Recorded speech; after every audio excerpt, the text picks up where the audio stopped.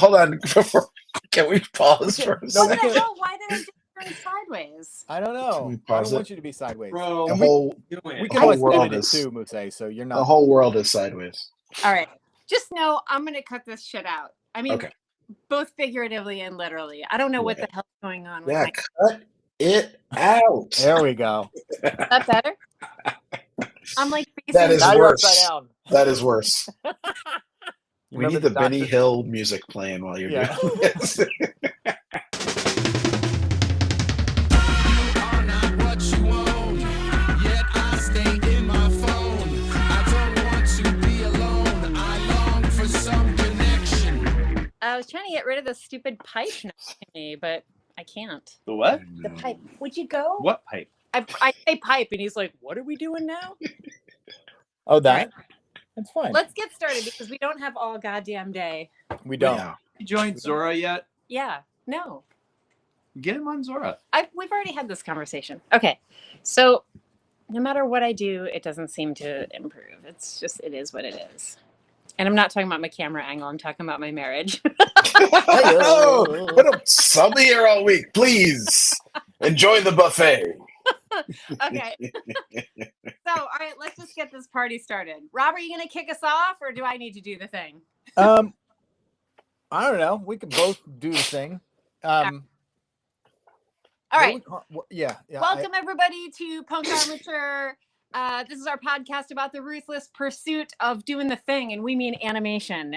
For some crazy reason, building puppets by hand and sets and pulling in team members and like just being in complete and total pain over how we're gonna do all these crazy things to just tell story, and then at the end of that we hope that it all translates on screen is is part of somehow what gets us up in the morning. So that's like a lot of what this podcast is about.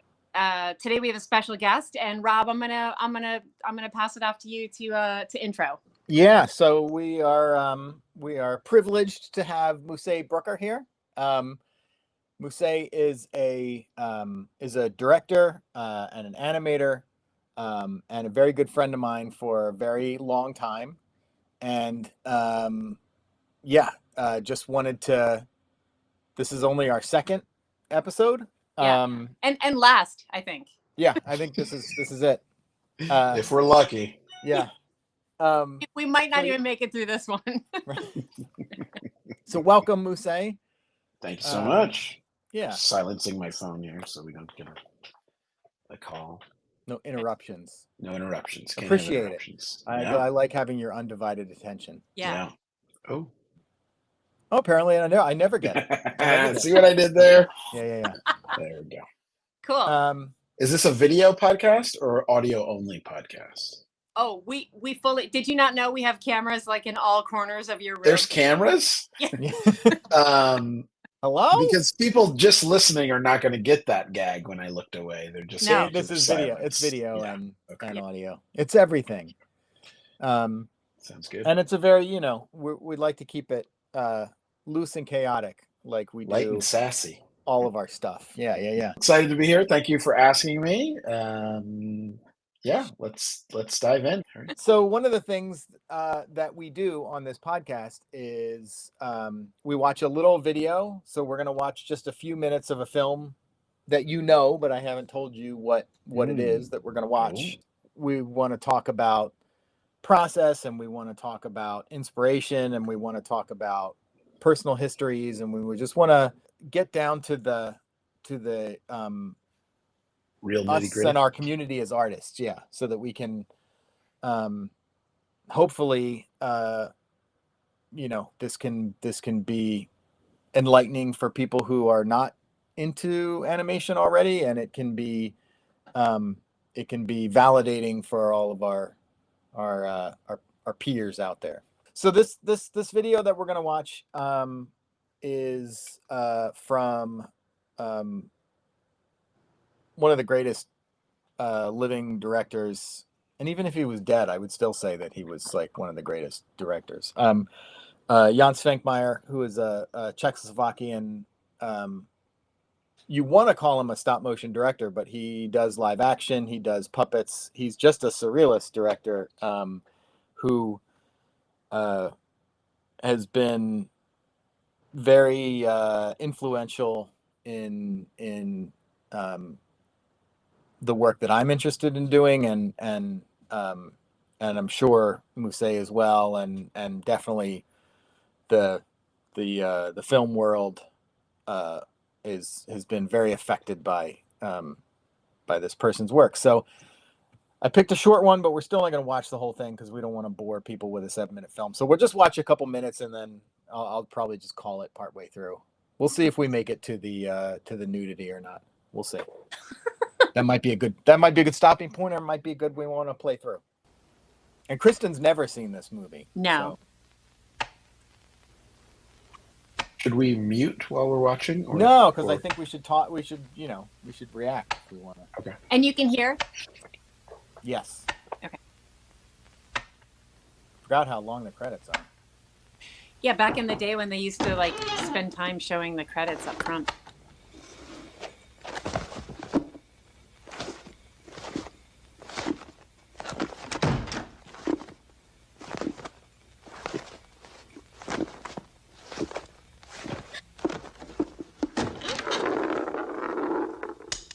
Oh boy.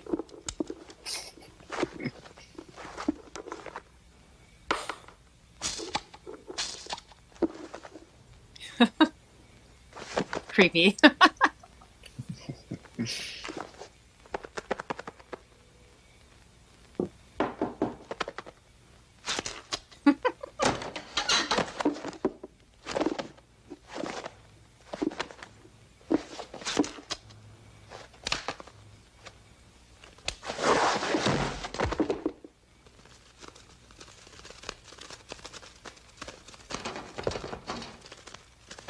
Oh God.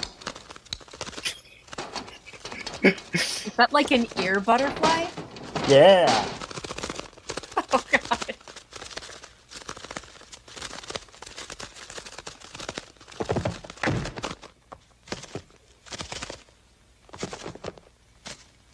Oh. No. What? That's not how it goes. Yeah, that's how ears are made. Science.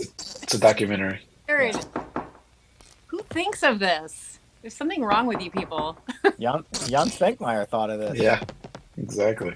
Can you imagine trying to sell this to like a boardroom? No. Oh my No, God. I cannot.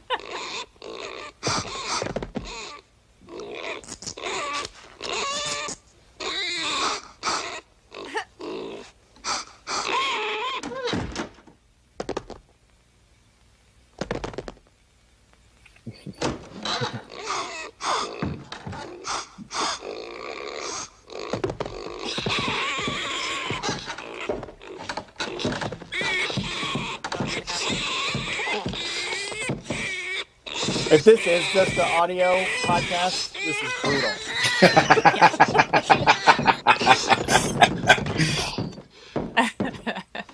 Because you literally would have no idea what's going on. Yeah. I just feel bad for that other hand that has like There's nothing yet? Yeah. yeah. He's got ears, though. He's got ears. All right. I mean, he had ears. Yeah. Oh, I knew this was coming. Oh. What? Oh, that was cool how the eyelids just. Oh, what? Now we're getting Švankmajer. Yeah. Are we supposed to turn it off now? No. It's not a Švankmajer. It's only just begun. Comes out. Unless I'm disturbed. Okay. Okay. Weird. Okay, we can stop. We can stop it now. It was probably about halfway Really? in. You don't want to know what happens next? I mean, I already know what God. happens next. It's up to you, Kristen. If you feel like you got to keep watching, you got to keep watching. Like, all right. I'm just surprised this isn't the episode. Oh, this is odd.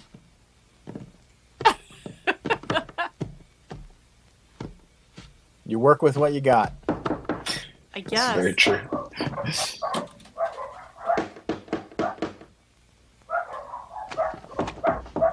He's like, gotta let the dogs out.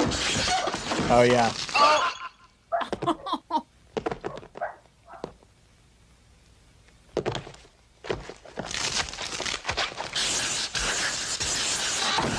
Jeez. Okay. I like that. I like that this film is it's just like a series of you coming to terms with the decisions that it's making. Yeah, absolutely. Oh, all right. Okay, Seems if like that's he's how we're building doing a it. body, but like that room is at some point he's not gonna fit in that room very well. No spoilers. Okay. This thing. Oh gosh. Oh, this is gonna be bad. I love your reactions. Oh yeah. Now see, you shouldn't have answered the door. The other hand is like, why did you do that? Go this way.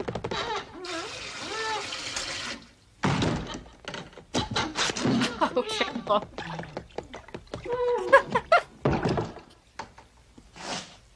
I love that there's that one live action shot of puppetry. It's like we're not yeah, animating yeah, this. yeah. It's the water. Don't animate that water.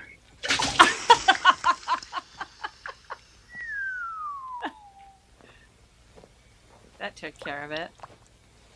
Oh, for real? I feel so punked right now. Wow.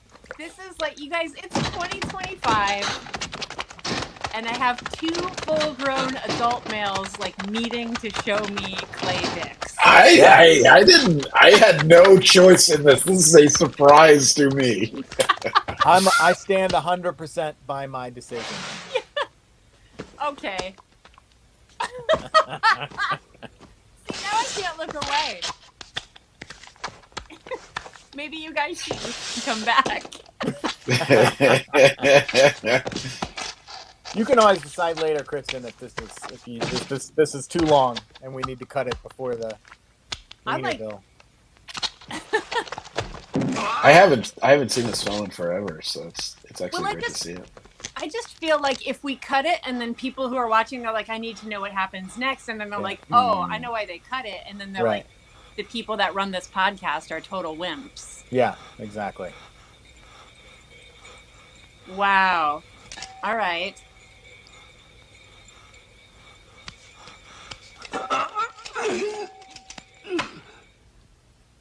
And that's it?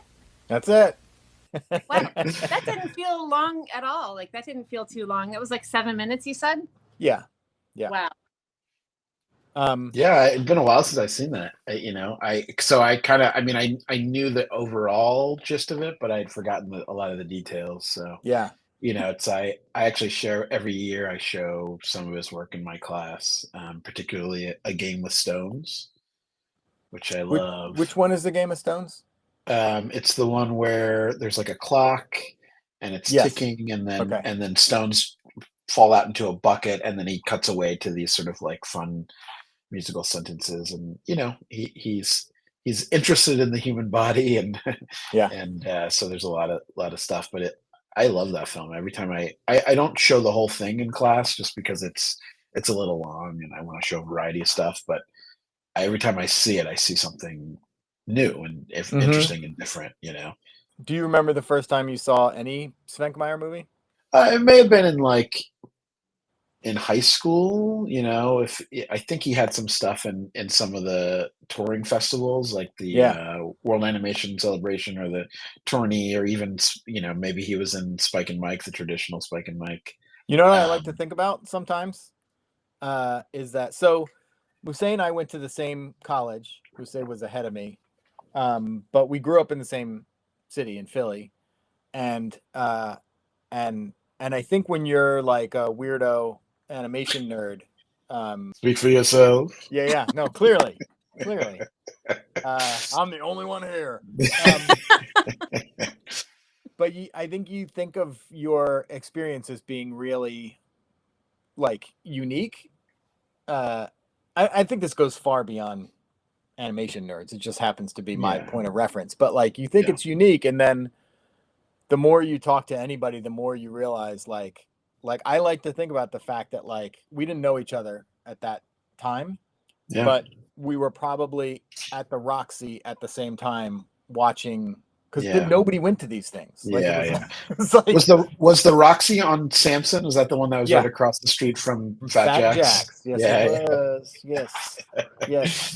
Fat Jack's, for those of you who don't know, which would be the vast majority, most of you, was a comic book store in Philly that was like the downtown comic book store. So it was like the big one that everybody knew, and it was right across the street from the artsiest of art house theaters called the Roxy, which was literally, their screen was like slightly bigger than a large screen TV. Like, I think my TV right now is bigger than their screen was. I mean, it was really small. It was tiny. Yeah. But it was like the place where you could see like all sorts of like weird B-movie stuff and fringe stuff. And like, if it wasn't, so they had like art house theaters, like in Portland, if it was like the Fox Tower or Cinema 21 or whatever, we had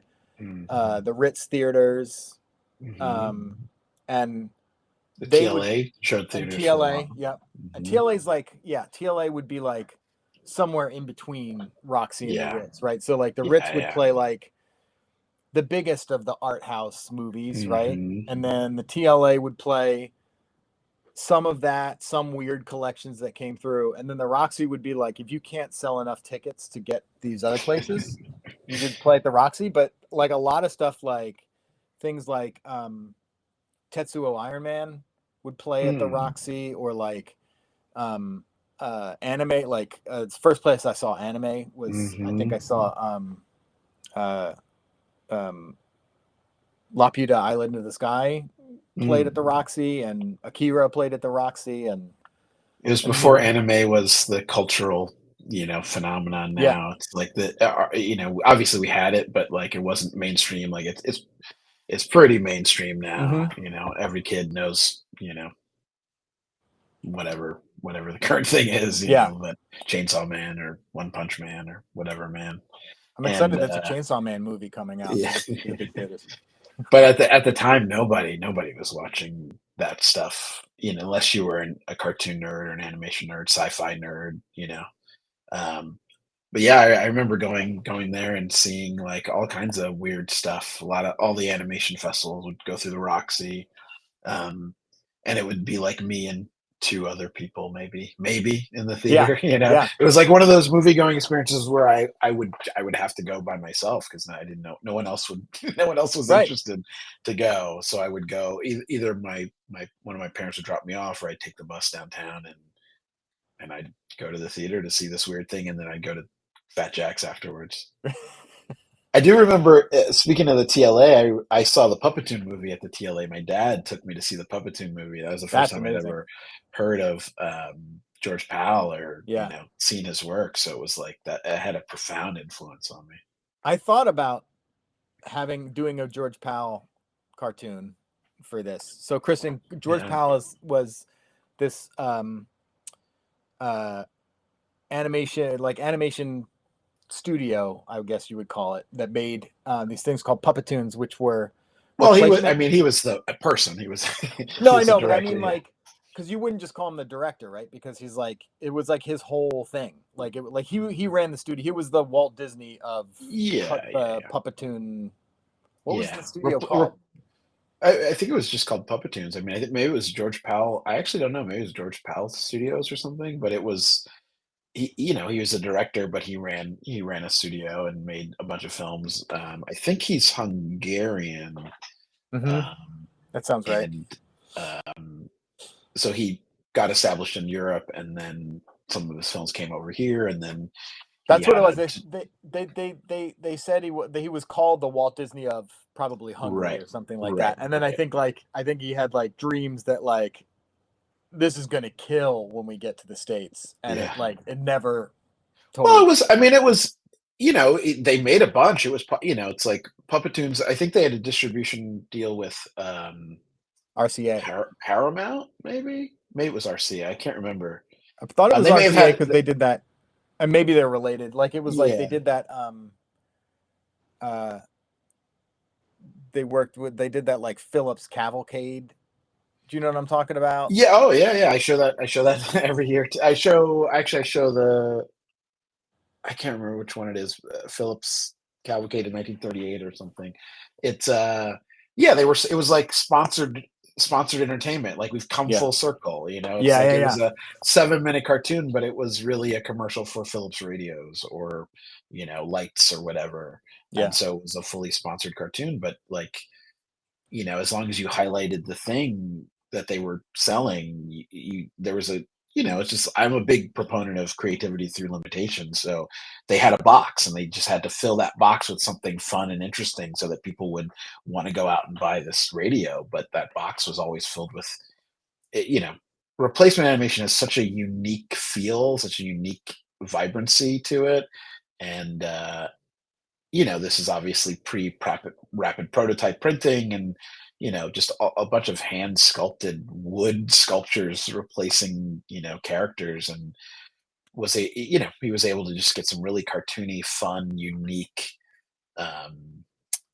animation look Yeah. and feel. I love is it the Sleeping Beauty is really great. That's a great one to show occasionally. There's that another series of shorts was sponsored by like the 1940s or 30s version of energy drinks, Horlicks. They're really funny. Yeah. There's like a group of sailors and they run into some pirates and I show this too. They run into some pirates and they lose to the pirates, and then they get stranded on this island and they drink Horlicks, energy drink or whatever it's called. And 6 weeks later, they're all buff and ready, and they go out and they capture the pilots or the pirates. But it's good stuff, really fun.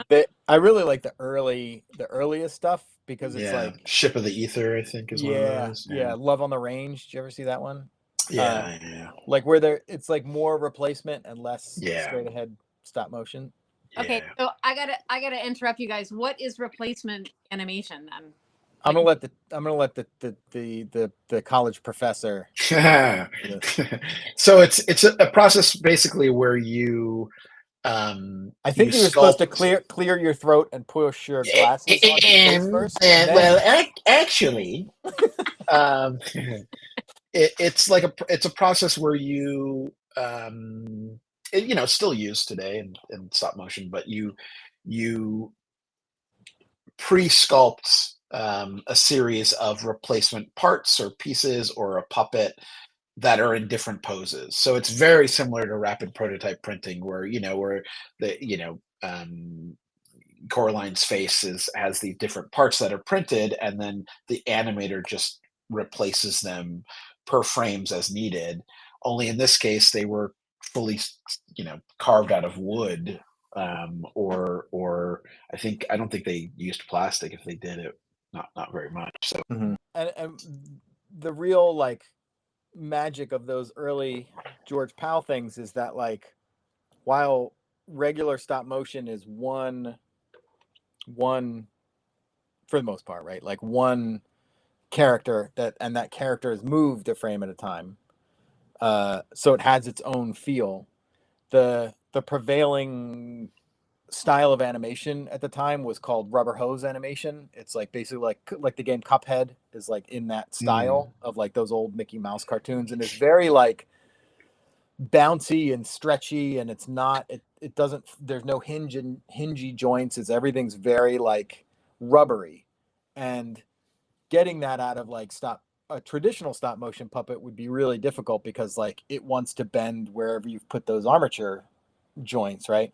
But with replacement animation, it's essentially you're doing the same thing that they would do in 2D animation, where each frame is its own bit, right? So the first frame of animation would be like a full sculpt of a character, and then the second frame of the animation would be another full sculpt of a character, but with with character in slightly different positions.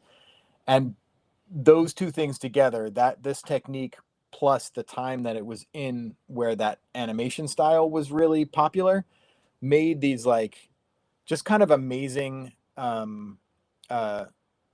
you know that it's a real thing, like that it really exists, but it's doing things that it could never do, and it's doing things that it's made out of wood. You can tell by looking at it, but it's moving in a way that wood could never move. It's just as very like, it held the same magic for me as like when I was a little kid and I saw Viewmasters, and I don't know if people remember the old school Viewmasters were like 3D sculpts. You'd have like 2D, you'd have a very graphic 2D cartoon like the Flintstones or like Charlie Brown or something, and then the Viewmaster would be a full diorama where they've taken 3D pictures of it, and it was just like magic, and then fast forward to I don't think I saw George Pal until I was in college, I think, and I saw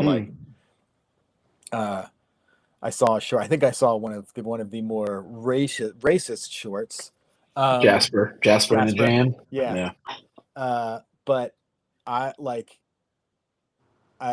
there's a part where Jasper's like sneaking into the house and he's like tiptoeing and his legs are stretching for the tips. And I was just like, this is fucking insane. Crazy, This is incredible. And why isn't everyone using this? And then you just have to do it one time to realize like, oh yeah, this is why everyone's too lazy. This is way too hard to do all the time. But, so then is that something that you used when you play too much with the one character who's like sneaking up behind someone to like smack him on the back of the head? No, that's like straight up regular. I did do a little thing to make his leg stretch to kind of be in that vein, but so that is right. I was saying no, but yes. But like it was just his leg, and I used like After Effects to help me out. Like I cheated the shit out of it, and this is like no cheats. You see these pictures of the Puppetoons, and it'll be like a table full of the little replacements. We'll have like a horse, a run cycle of a horse, like you would see drawings or when you see sequential photographs of a puppet walking, stills of a puppet walking, but each one of those stills and poses is a totally separate sculpt and build that they're, replacing every frame. Mouth replacements are a form of replacement animation. It's like you're just changing the shape of the mouth, but in this case it would be like the whole puppet, or a large percentage of the puppet would be replaced, like the legs. And John Henry, there's this great walk cycle, I just showed it in class a couple weeks ago, where he's walking, the legend of John Henry, and he's walking building the railroad, and it's this like perfectly smooth, unbelievable walk cycle, but it's just his legs, because I think it was one of the later shorts, so like it got more expensive, and so it's just the legs that are a replacement. The upper body is a regularly animated puppet, but the walk cycle on the legs is it's beautiful. But apparently like Harryhausen, who worked on some of those shorts, the animators hated it because it's like it takes some of the improvisation and the acting away from the animator, because it's already pre-planned and you're just sort of executing it. I can see how that wouldn't necessarily be fun all the time, but it does have a unique, just a great energy. There's such a unique feel to it, even when it's not rubber hosing. It's just sort of, not as bouncy. Some of the later shorts weren't quite as bouncy or whatever, but yeah, it's a very unique feeling. So then that's like an animator can have like a very specific style that is unique to them, and that people probably know them by, in terms of like how they move a puppet. For sure. So then I could see how that would be, how that would feel limiting, and then not to mention like having to keep track of like, I'm sure just pulls of like slightly different puppets. I would maybe liken it a little bit to like when the 2D feature animators had to do TV stuff. So like if you had these like Disney animators from like whatever, Fantasia, and then they get a job at Hanna-Barbera and they got to do Fred Flintstone or even worse, like Scooby-Doo. And like, whereas like as a fan of this work, I really love the cycle. I love actually when things get really broken down. So it's like the way, if you worked on Scooby-Doo, right, you would have all these layers. So let's say you're just working on Fantasia, and this is an oversimplification and absolutely not true, but I'm just gonna like try to set the stage. Like you got off Fantasia and each frame was a brand new animated cell, right? Like just like, because it's all straight ahead and it's all fully animated. And in TV, they had to do it, the budgets were way lower and they had to make a lot more content. So they counted on, they figured out more and more efficiencies. So it would be like the person who films it now maybe has like 6 layers of animation cells. So like that clear plastic with like a painted image, and all, when you look at all 6 stacked on top of each other, it makes up like Scooby-Doo. But there's like one for just one eye, and then there's like a head, and then there's an ear. Like it's all figured out by like what moves. And so it would be like, then they'd have these, what's called an X sheet, which is like the plan for how you shoot these things. And it would be like from frame 1 to 24, drawing number 1 on every frame. Drawing number 2 goes from frame 1 to 6, and then it goes to drawing number 3, and then it goes back to drawing number 2. Drawing number 5, like, it's a much more complicated way of shooting. Because you have to keep track of the layers. I mean, you did always, but it's like more complicated. But that's why, I like those limitations though. There's something fun about it. That's sort of the magic of UPA. It's sort of like they chose to do limited animation in part because of the aesthetic, but also because of the budgets. But in TV you got to crank that stuff out, but that's why, I love that, Fred Flintstone has a 5 o'clock shadow because they wanted to be able to separate the mouth. I mean, the same thing is true of Homer, it's like he's got that, it's like the muzzle is a separate thing that they can replace every frame. And the same thing in stop motion where you can, whether it's Coraline or, Jack in Nightmare, his whole head is a replacement head every time he needs to make a change, so it's a way of simplifying things in the 2D space so that things are layered, but every time a character moves or a part of the character moves, it's not a brand new drawing, which is traditionally what it's like in features. And I think a lot of the early animators that made that transition got really frustrated with with those limitations, because it was like a, I was doing the whole thing and now I'm doing, and even like later down the road, I remember hearing a lot of the animators on, I think it's He-Man that really takes a lot of the heat, that like a lot of people really hated working on He-Man. And I was like, oh, I really loved He-Man when I was Well, it is. I think one of the things that's really funny is obviously now being a professional and working in the medium and sort of knowing some of those secrets and thinking, there were just things that you loved as a kid and you see them now and it's like, oh man, that is really not very good. Even if you have a nostalgia, I have such a, I'm a big comic book nerd. And what? I know, shocking. That's but I loved the Super Friends. Was like, that was the shit back in the day. I loved it. And then like no slight against the people that worked on it. I know they were working under, limitations, and they didn't have the budgets or the time. But when you look at that stuff now as a professional who is a filmmaker, there's an appreciation for what they were able to do given their limitations. But there's also like, wow, this is really not great. Looking at it as adult. But at the time, it was like it was so enjoyable, and I didn't see any of those flaws. And I think sometimes, I say this to my students, but also to crews that I'm working with, it's nice to impress other animators. It's nice to impress other filmmakers, but that's, 5% of your audience. The audience is people who aren't experts in animation. And so you can kind of get away with things. It's nice to push and be, do your best and really put a shine and finish on things. I am probably notorious for always wanting to do retakes and new passes, but it's most people watching animation are not going to know about those things. Okay, so two things. One, three things, but one of them I put in the garbage can because it's two things. So one thing that I think has already wait, five things.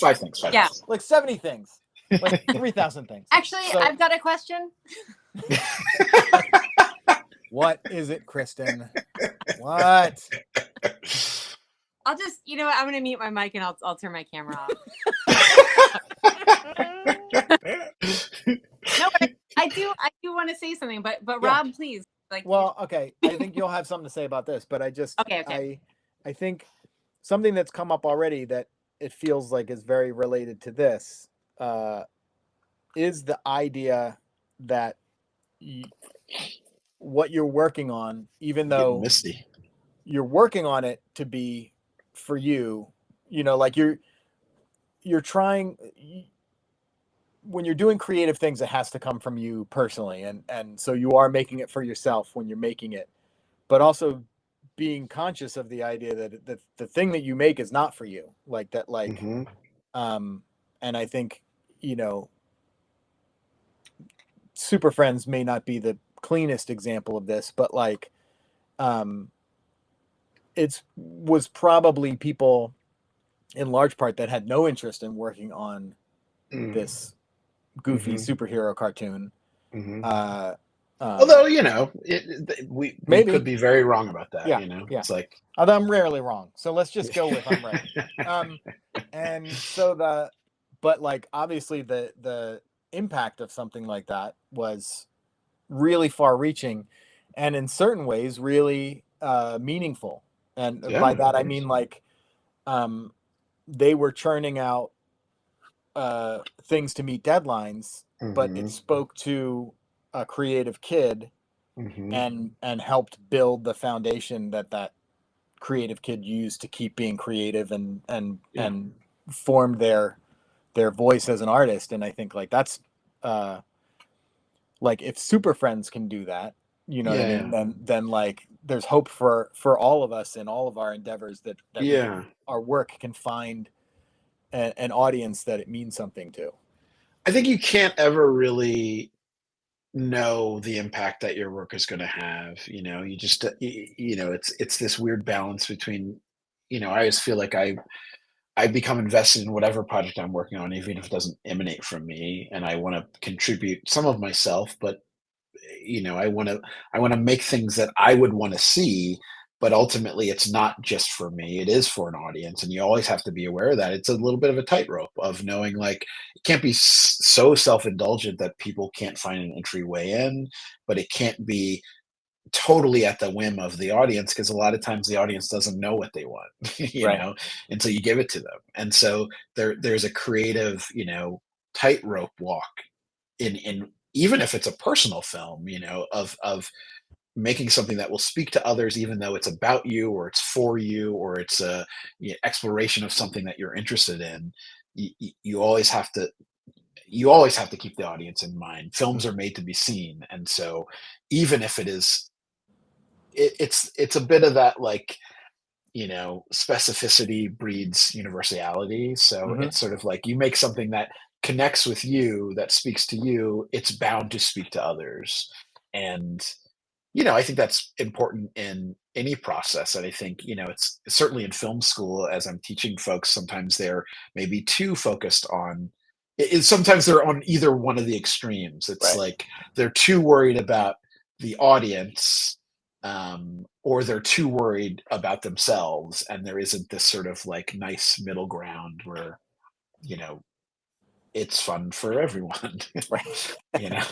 Like Super Friends. Super Friends. The perfect Yeah. balance of Super Friends. But I think it's like, it's a challenge, because I think when you're talking about something like Super Friends, it's a very different media landscape. And, Yes. and to some degree, I don't think there was a knowledge of how impactful those things would be. I think now you have to know that you're going to impact somebody somehow. But I think at the time, it just was it really wasn't. I don't think people who, every generation says this, but I don't think people who were born after that era and didn't grow up with 3 channels and a couple of UHF stations understand, like, that's all you had, and Right. everybody was watching it. And so I think at the time they didn't really understand the impact, because we didn't have phones where we could watch things all the time. It just was like a new thing, even though there had been film for a while. I think TV was new and relatively new, and just I think now you have to be aware of how things are, disseminated into the world, and may catch, a smaller audience, but somebody's going to watch it, and it probably will affect somebody if you've poured any of yourself into it. And I do think it's a challenge. Sorry, I'm droning on, but No. I do That's think what it's podcasts are for. I do think it's a challenge when you are making something that's not from you, and it's kind of just a job. How do you put some of yourself into it? How do you care about it? I just say no. I just say no to the job. Yeah. Really? Yeah. If it can't be about me, then Okay. That's a bit. I didn't realize it was a bit. I was like, oh, okay. Yeah. Here's the thing, though. Like, you said something earlier, and I've actually always felt this way until this conversation, that audiences don't know what they want until we're like, until it's in their face or whatever. And then from there, they decide whether they like it or not, or however we, want to put that. But I actually think that they do know what they want. They just don't know how they want it. Yeah. Or like, or what way it's gonna, impact them, right? It's like, yeah, I feel like we're all an audience, right? When I sit down to watch something, whether I like work in this industry or not, I feel like I'm still after the same thing. I want to be entertained. I want to be able to identify with the characters or what's being said, the circumstances. And I think, like, as long as it's like, I mean, we say it all the time, right? Like, story is everything. It's like, as long as that's front and center, like, you're gonna find people to watch your thing, because it's gotta, and if you're like authentically creating, from that space, not just like, oh, this is the story that I want to tell. Like, there's a difference between this is the story that I tell, and I'm gonna tell a good story that I wrote, right? Like, so it's just, I think it's just always like keeping that in mind, like, cool, I've got something to say, but is it worth like, yes, it's always worth saying, but like, I don't know if it's always worth saying. I think there's sometimes, I think that's where it can get overindulgent. I mean, I think it is about that balance, because sometimes there are things that aren't worth saying, or maybe, aren't fully formed. Not that every film or piece of artwork has to have a fully formed idea or thing that it wants to say. Sometimes art is just about exploring, and that's okay too. But I think there are times when it's like not worth saying. You don't like. And in those moments, you're able to also through not creating, believe it or not, you can find your voice. Right. Yes, because absolutely. there's, I don't know, Rob and I were working on a thing like 1 or 2 months ago. Remember the dog thing, Rob? Where Yeah. it was, I had found this old like piece of like poetry that I thought was pretty cool and would be like a good, 1.5 minute, animation. And I even went through and like made the puppet and everything, and then I paid someone to do voiceover. And through that whole process, I was like, I don't like, and we might revisit it, right? It might be something that like turns out to be worth working on later on. But like I got to a point where I was like, we haven't even started yet, and I already fucking hate it so much. But I also think that's part of the creative journey. And I think there's a difference between a finished work that you feel is complete or complete enough to share and work that you're doing sort of to get to that point. And I think that's, I'm, as an artist and as a filmmaker, I'm fascinated with that stuff. It's not just the finished work, Rob knows this. I'm a huge Beatles fanatic. But so it's like, that's what's fantastic about the anthology stuff is sort of seeing, they're known for this polished work, but then to see how they got there is so interesting as someone who also creates. Not that I'm on the same level of them or whatever, but or even my father was an artist and a painter, and so he's passed, and so now I have access to the breadth of his work and sort of sketchbooks and things that I never necessarily saw. And it's interesting to see the difference between him exploring and trying to find the finished piece and then seeing the finished work. I think that as an artist, that's really interesting. And I think it's probably interesting to others too, but I do think, even when it comes to animation specifically, I'm always drawn to animation drawings, not cells, because cells are the finished thing. It's the polished thing, but I want to see how they got there. It's actually the animator's hand doing that stuff rather than someone else tracing it or whatever. But that sort of, that's, there's something magical in seeing the process and separately seeing the finished work and being able to understand those two things, and they're sort of different but speak to each other. That's one of the things that strikes me about the short that we watched at the beginning of this is that because I'm the same way, even to the point where like I like to see the process in the work. Like I like to see like I kind of like when stop motion people don't erase the seams on their replacement faces, and like one of the nice things about most stop motion is it's very material obvious. So it's like oh, this is made out of clay, or this is made out of felt, or this is like you're very aware that this is a real thing, and it even scales it for you because you can kind of see those thumbprints, or you can see the stitching, and you kind of makes around how big this thing is. And so there's this like I think there's this like little kid fascination of like living in a miniature world, when you watch that stuff. But what's cool about that though, Rob, is like, even though, I mean, when you could see the hand of the artist in the work that you're watching, I kind of feel like this is unique to animation only. It still doesn't pull you out of the story. Like it's not a distraction. It's not like suddenly your brain is like, oh, those hands aren't real, kind of bumbling about that room, and so now I don't believe it. It's like you're still invested in the story. I think that's only if it's a good film, if it's a good story. Because if it's not, then you are distracted. It's one of those things that enhances it if it's a great story that's being at least for me. I can't speak for everybody, but like, I'm totally fascinated by exactly what you said, the hand of the artist, and it actually was a big part of one of my most recent projects, Lil Kev. And as we were developing the look of the show and the feel and the animation style, we wanted to show the hand of the artist. I think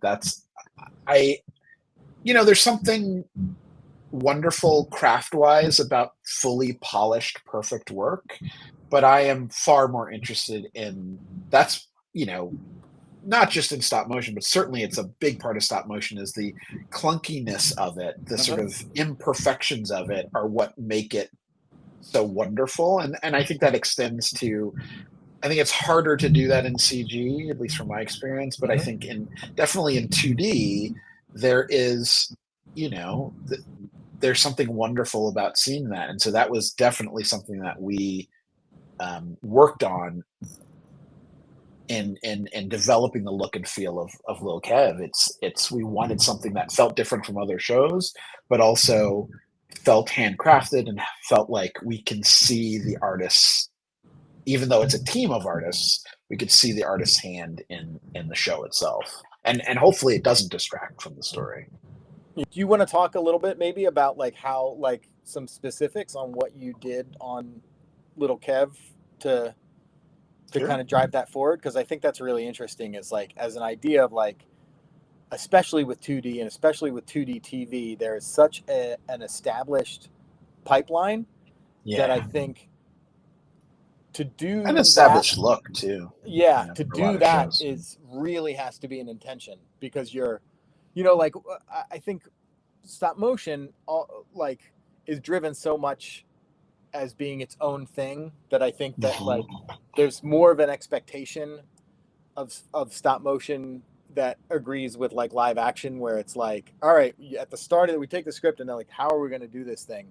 And my experience with some TV productions has been like, well, there's like, because there is like this way that it's been done. If you want to do something different, you've got to set that intention, and I would imagine you have to fight pretty hard for it, because there's going to be people at the table who are like, well, normally we just do this, so like, Why would we change it? right? Yeah, I mean, I think it was kind of it's a little bit of a perfect storm on that project, in that it was being produced by people who hadn't, not the animation studio, but the client and the network. Heartbeat, which is Kevin Hart's production company, had never done animation before, and then BET, who we were producing it, the network we were producing it for, had never done animation before. So they were in a place where they wanted it to feel different because they want eyeballs on it and they want it to stand out, right? And they also weren't dug in because they were unfamiliar with the process and with the art form and to some extent, and so there was a freedom in that, I think we've all been on projects where there are people who are at the top or in charge or in the money positions or whatever who don't understand, but then claim to understand, or don't care if they don't understand. You're going to do it this way. Right. And what was, really fortunate about this is that both the network and the production company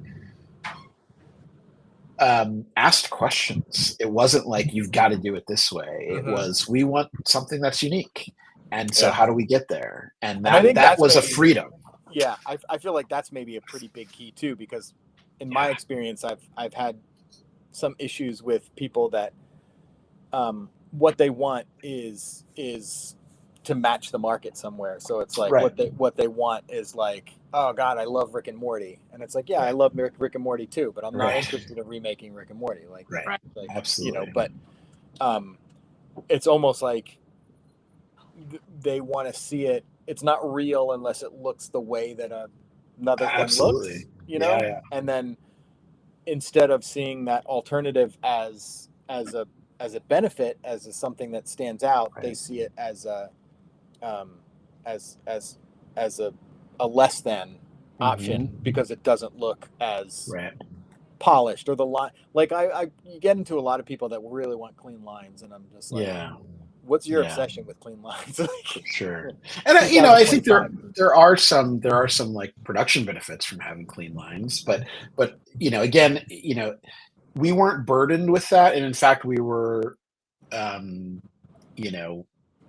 because they wanted it to feel different and be unique, it wasn't in spite of, it was in part because they wanted something different and unique. And so they gave us the freedom, and they asked questions, and also from my perspective, I'd never been a supervising director on a 2D show before. And so as much as I know about animation and have worked in animation in 2D, but hadn't had that position before. And so I didn't necessarily have some of the burdens that someone who's done it 3 or 4 times would come in like, well, we've got to do it this way, and it has to be done this way. And I think, in some aspects that made it tricky for myself and for others as well. But I think we reached a point where it sort of came together, where there was knowledge of the process, understanding of the medium, a want for something different, and then a desire to make something that works, and isn't different for different sake, but is like, how do the visuals complement the story and speak about the world, but also help the process. We benefit from the time that we're in that it's all digital. This would have been much harder to do in a different era.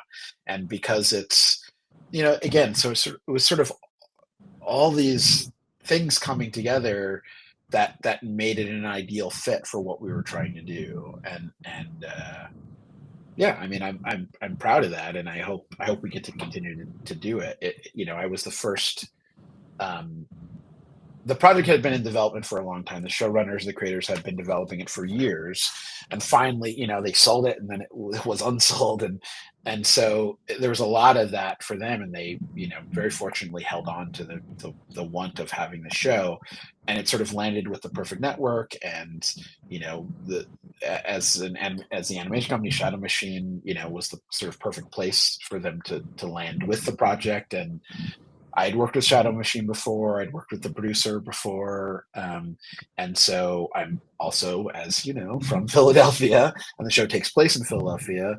And I think there was a certain want to have a director of color or a Black director. It's a show about Black people. It's on BET.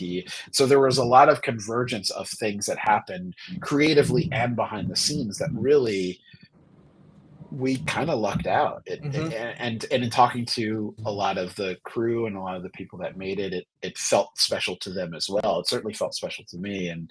And so, when we started, we had those mandates from the network, from the show creators. I brought my own ideas and vision and inspiration. And so we all sort of poured everything into this cauldron of creativity, and there was some pushback on certain things, but we found a way to compromise and still come up with something that was unique and interesting that everybody seemed pleased with. So that's awesome. I'm sure Little Kev had this because you were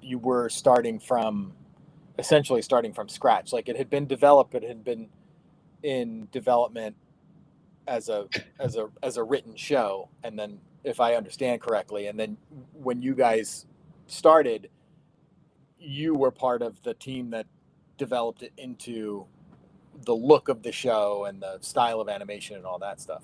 Yeah, yes and no. I mean, it was greenlit on other platforms. So there was a visual. They had done visual development before, so we were starting from scratch, but not. We were starting from scratch, knowing that they had done something before. Did they like what they had done before? I think at the time they did, but I think it was a different network. A few years had passed. It's a different environment, and I think they also wanted it to be different than what they had done before. I think at the time they were happy, but they'd sort of moved on and didn't want to do the same thing again. For whatever reason, that version didn't work. And so I think Matt Claybrooks and Mike Price, who are the showrunners, as well as the network, they wanted something that was. They didn't want to just, let's just do that again. It was like, let's essentially start from scratch, and so that we did, we did have development time, which was amazing. I don't know whose idea it was. I don't know if it was the producer, David Ichioka, or the studio, or I don't know who decided that we needed that time, but we had it. We had, I think, 4 or 5, I want to say months before. Wow. Maybe I'm speaking out of turn. It's I don't know if you guys ever experienced this, but when you're in a project, it's kind of fast and furious, and then you look back and you're like, you don't remember exactly how it happened. Yeah. Yeah. Not, So not at this age. I don't. yeah. At all. I did yesterday. Yeah, exactly. I don't know. Who am I? Yeah. Yeah. How did I wind up on this podcast? Yeah. But yeah, it felt like we definitely had at least a couple of months, but I think we had 2 to 3 months, maybe 4, because it was from scratch, to figure out the look, and what we ended up with was very different than what we started with, even though there was a guiding light there. But it was a process. We had a viz dev team of multiple artists that we met every day. They had assignments, they were exploring, they had scripts that we were playing with to sort of see, how does this fit together, the influence of the city itself, which is kind of like a character in the show, and how do we make it feel like Philadelphia, which was an important part of it. And all of that came together, and we definitely had the time to do it, and then we sort of started production after that, and that, I think, it made the world of difference. I feel like we could have done it. We wouldn't necessarily have the same result.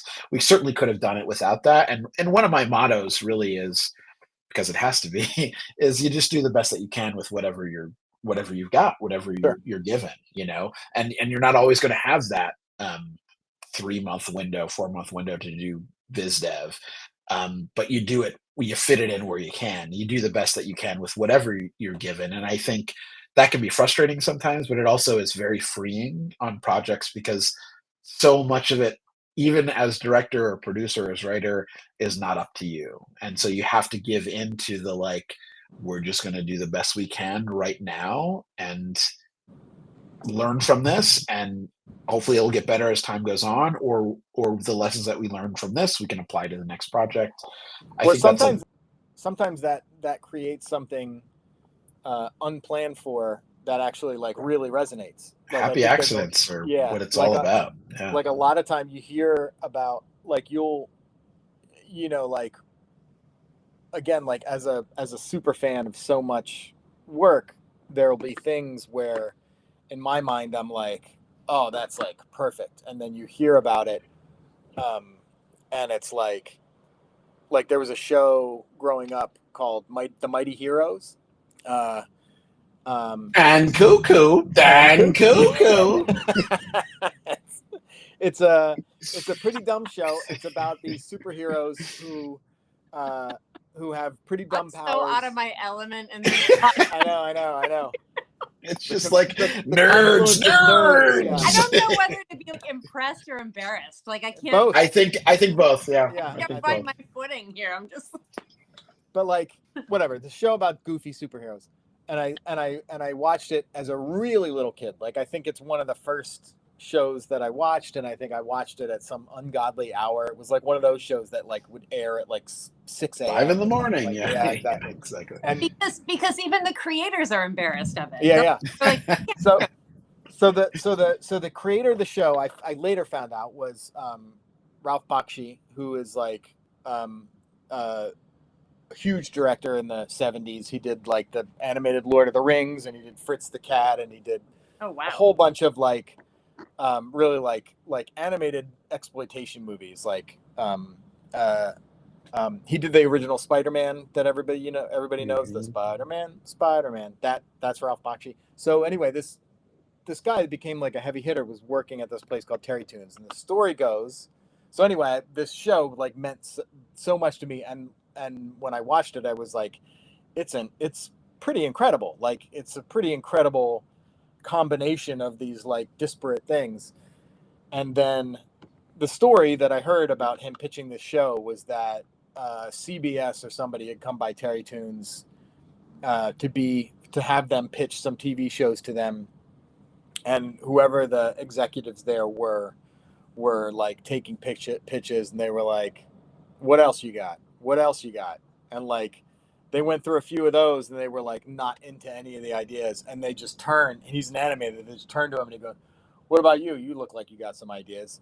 And he had no ideas. And on the fly, he pitched this TV show. Like he was like, "It's a group of superheroes who have weird powers and they fall all over themselves." Like he pitched the show, and they were like, "That's a great idea." And then he makes this show and it whatever starts a career. But I like, and whether that's true or not, like most of my stories could be completely made up. But what I like the idea that we're not in control of these things, because it takes some of that pressure. As creative people, I think we really lay that pressure on. Like sometimes it'll be like, you could be doing a sketch and you can have the pressure on yourself. Like, I suck so bad. This is so pointless. Like, whatever. Like you just compile that on. And I think to your point, Musa, there's this other side of it where you can be like, but also it's not, I'm this tiny cell in this gigantic universe, and like I just got to go with things. And if somebody says, "Hey, you got 5 months to develop this thing," or somebody's like, "I want you to develop something in 15 minutes that we're going to turn into a show," opening yourself to that and knowing that sometimes that thing might end up, that confinement, that limitation might end up being the thing that opens the entire thing up. Like we were talking about TV animation, like there were all these design limitations put on it so that you could get it done for the money and get it done in the time. But those early pioneers at UPA created something wholly new out of that limitation that is still the gold standard for animation design today. And that's, insane. Yeah. I also think, one of the important things that I come back to in terms of inspiration is also, as much as I love animation and, I love digging in and being a super fan of, obscure things or unique things, it's also being free to take inspiration from outside of the medium. Yep. I think that is essential. Otherwise, you're just repeating the same stuff. And I think it's important to, obviously dig in. And I'm inspired by so many filmmakers and animators and directors and creative folks in the industry. But, being able to look at something that has nothing to do with animation and see how that can inspire and bring that in is also, I think, key. And that was a key factor of the folks at UPA. They were trained artists. They weren't, they weren't just, I don't mean this as derision, but they weren't just cartoonists. They were like fine artists, trained artists that just happened to move into the animated field. And so they took those sensibilities with them, and expanded the medium. Yeah. I mean, I think that's like, that can be said for so many things. Like when you were talking about how you have somebody, like a team that's not like specifically trained in a thing, and then you're taking them and throwing them into that thing. Like, I think I'm reminded of Bob Dylan. Is it "Everyone Must Get Stoned"? That song where they all switched instruments and they played like just according to. And I'm also making this up, so completely false. Listen, this is not a history show, and we are not historians. Yeah, I'm the furthest thing from being an expert at anything. But yeah, it's like those kinds of things where you can wind up with some of the coolest possible shit when you're just like, how do we shake this up? And again, having like, okay, I got 5 minutes, or I've got 15 minutes to do something, or I've got 5 months. You can apply the same thought process to it, in that, like, for me, I would be like, all right, what's the most outlandish thing, like outside of the like just way out on the outskirts, that probably nobody would understand, and it's just like so weird and impossible and like maybe even a little bit terrible. and then scale it in from there. You know what I mean? I feel like whether I've got 15 minutes or 5 months, my approach would be the same. You know? And I think like, you know, like you know, some of like the work that we're, you know, obviously we're probably into totally different things, but the work that I know some of the films that Kristen likes. I know some of the films that Musa likes, and I feel like there's a Venn diagram for us of where those things overlap, and it's definitely in a more in a less rigid and a more like combining outside influences and applying them to the work versus you know, kind of like genre people that are like, you know, I just want to make the perfect fill in the blank, you know what I mean, like and I didn't really have a point to that except to say I'm here to rescue you, Rob, and say that like I think that like this is kind of along like your philosophy. Like when we first met and then we were like talking puppets all the time, and you were just like fuck perfect puppets, you know, like, something that you were saying a lot to me, because it was a bit like I was worried about it, you know, am I gonna make this right? Is it like, you know, something that's gonna like even function, you know, for you when you were, you know, animating the stuff that we were doing early on. And like I think that it's changed my mind in the fact that like, you know, you watch movies that are made by some of these, you know, huge stop motion studios, and their puppets are so perfect, and the way that they move is so perfect, and it's beautiful, and there's a space for that, but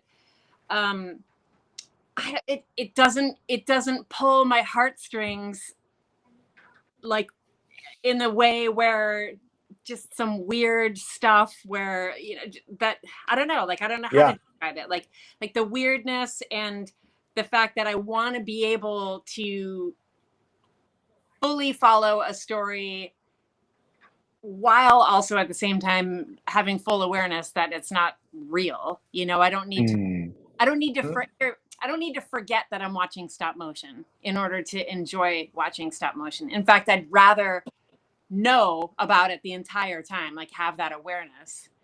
And I think when we, you know, wait for things to be perfect, or we're so, you know, and this is like steers, you know, back to our first episode a little bit, Rob, and we can rope Musa into a lot of this too, is like when you're like waiting for things to be perfect or like a certain way, like it can like get in the way of your process. So you're like, well, now I'm not creating anything at all, you know. Now it's not even that like I'm putting out my best work for this moment. It's like, well, I'm already judging and like not wanting to, you know, create because like list of excuses.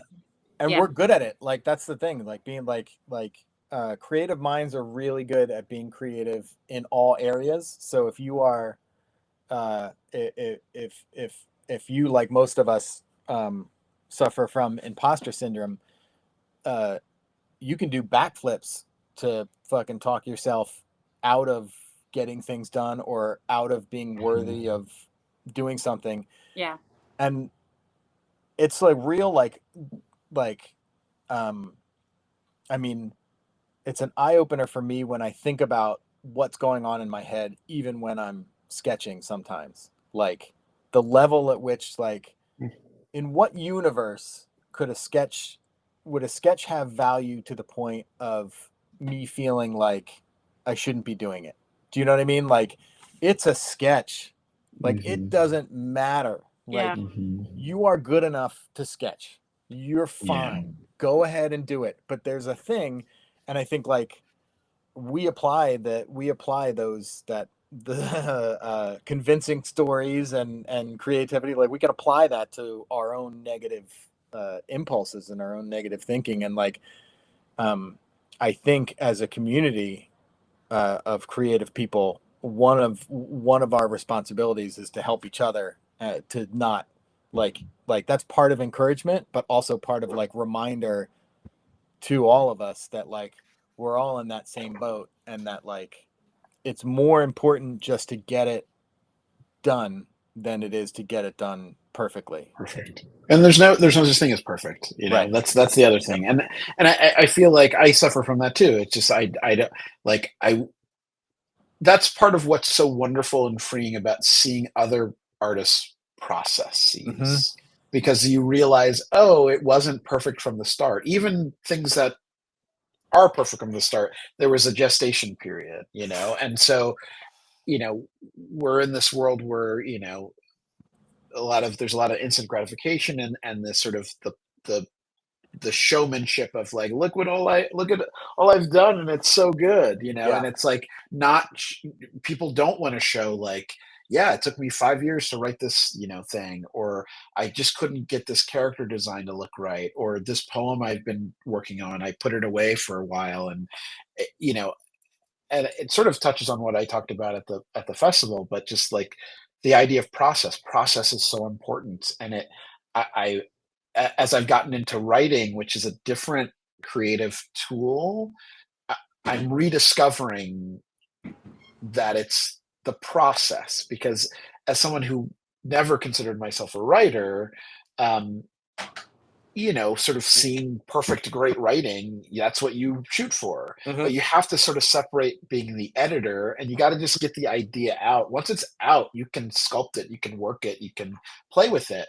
But if you're afraid to even say it, then you're never going to get anywhere. And it like it's revitalized my understanding about the process and the time that it takes and the effort, and to not worry about being perfect and to just do it, and you'll get better the more you do it. No matter what you're doing, you're going to get better, so just do it. You know, you don't have to worry about it. One of the things I loved about your talk was the idea, the reminder that failure is part of the process, that failure is giving yourself 100%. room to fail. And I think as filmmakers, a lot of times we really don't do that, because there's this thing of like, if I'm a painter, every painting doesn't have to be great. I don't have the expectation that every painting's going to be great, and all of my paintings that suck will be forgotten for the ones that really worked out, so that I can truly experiment, right? But when you're working in a medium where it takes you 5 to 10 years to get your thing done, it's so easy to give it weight where you can't fail anymore. And there's so much embarrassment of like, well, if I put one film out and it sucks, am I a failure as a filmmaker? You know? And, I mean, yes. yes. All right. So, all right. I'll see you guys later. All right. Good night.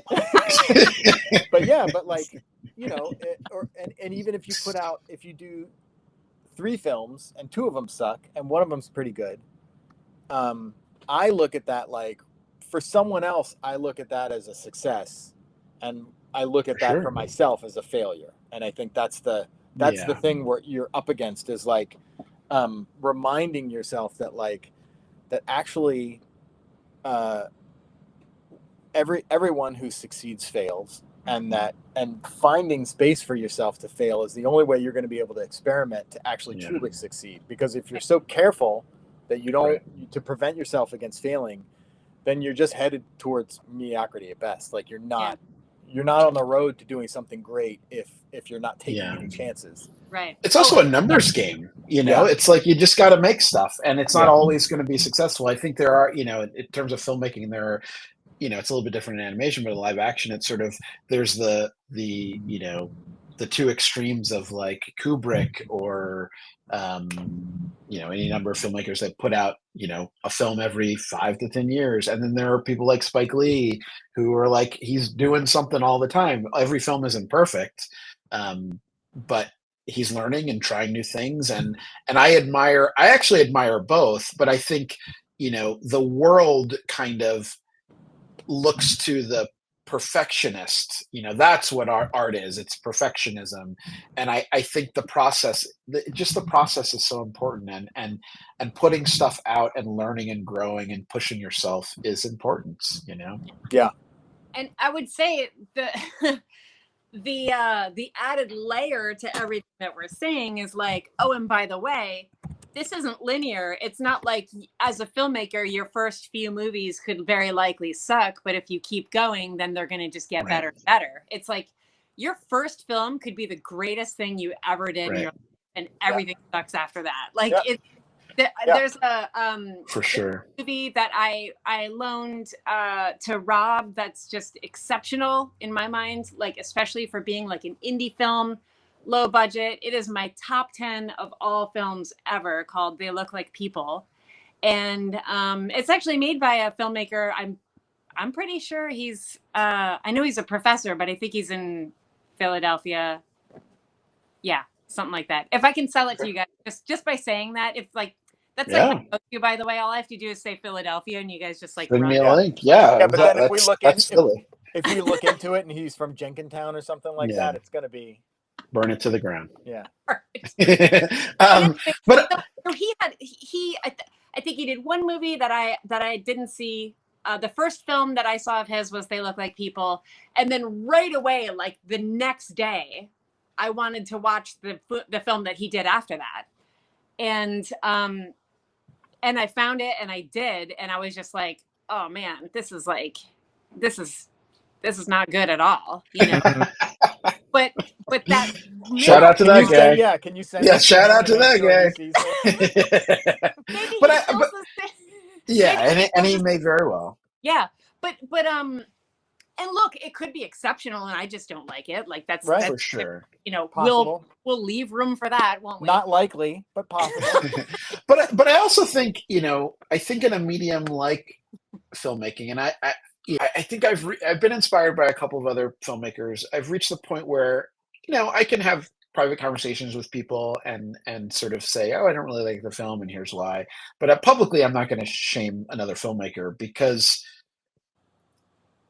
the success is just getting it made. You know, it's like there's so many factors in like whether or not you could even get a film made and get it finished and getting it out there. And I feel like, you know, everyone has an opinion, but like, and I have a lot of them, but you know, like the success is just getting the film made, and like everything beyond that, if it actually is good or it resonates with people, like that's icing on the cake, you know. But just getting it done, you know, or just having a career where you're able to continue to make stuff. It's like, how often does that happen? It's like there's a lot of people that want to be making stuff and they're not, you know, for whatever reason. And so just the fact that you've, you know, been able to maintain a career or make multiple things or earn a living from doing this thing, you know, I wanted to work in animation since I was 5. So it's like, I'm living the dream, literally, you know, like, and that is like, everything else is just icing, you know? Yeah, for sure. And I'll say, like, I the one thing I have to say that I struggle with, and I know that I'll have my own experiences with this, but I really can't stand it when movies get made, like movies about women, right? Am I right? I know. Where are the clay dicks? That's what I want to know. Because if I could get more clay dicks, you want me to buy popcorn? Oh boy. Sorry, go ahead, Chris. Sorry, we totally interrupted you. So much more fulfilled. No, it's that, like, I hate it, and we've all seen these movies, right, at film festivals, where it's like, okay, the cinematography was freaking gorgeous, but the acting was bad, the story really didn't go anywhere, and it's like, did you just want to show that you have a really nice camera? Because that's fine too. Like, if you want to show that you've got a great editor, great sound, and a great camera, like that's cool. But like, I really wish people would lead with their budgets with like great story and actors. Like the rest can be shot on a freaking iPhone, you know, like great films can be made with like, just flip the budget and do like really focus on the story and really focus on, you know, hiring the right person that can act, you know, that the right person for this role, and spend. Or if you can't afford that, you know, to what you were saying, Musa, earlier, of just like, and I think this is kind of saying the same thing, Kristen, of what you're pointing out, which is like, know what your limitations are, and try to, and let Lean that into inform them, the work. Yeah, Like, for sure. like don't stand in the ocean and fight the waves. Like, Right. it's I think it's like, I refuse to believe that anyone sets out to make a bad piece of artwork or a bad film. I don't think anyone, maybe there are some, that are trying to, like, a kitschy thing or whatever, but I don't think anyone is trying to make bad work.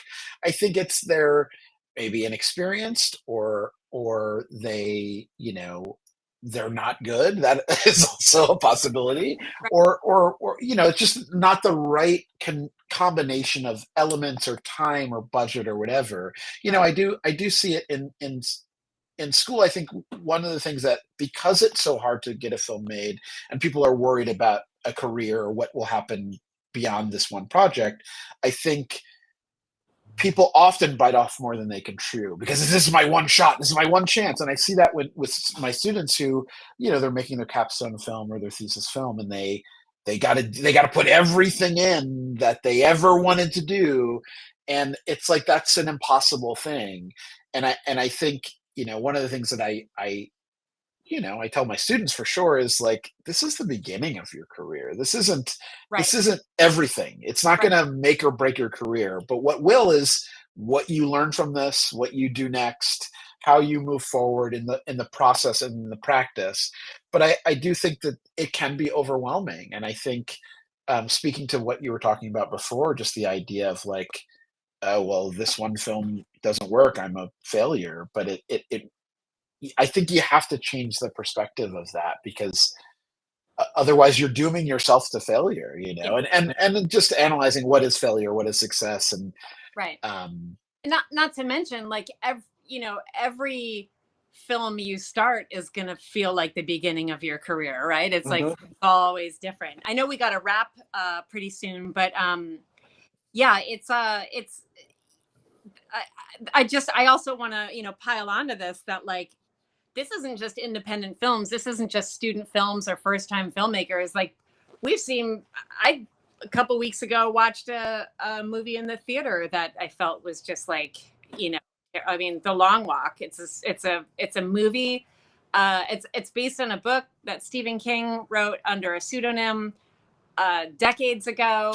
And it's probably the only short story I've read, or the only story I've read, where I've been like, if I ever had to, or if I ever was going to adapt anything, I would want to do that movie.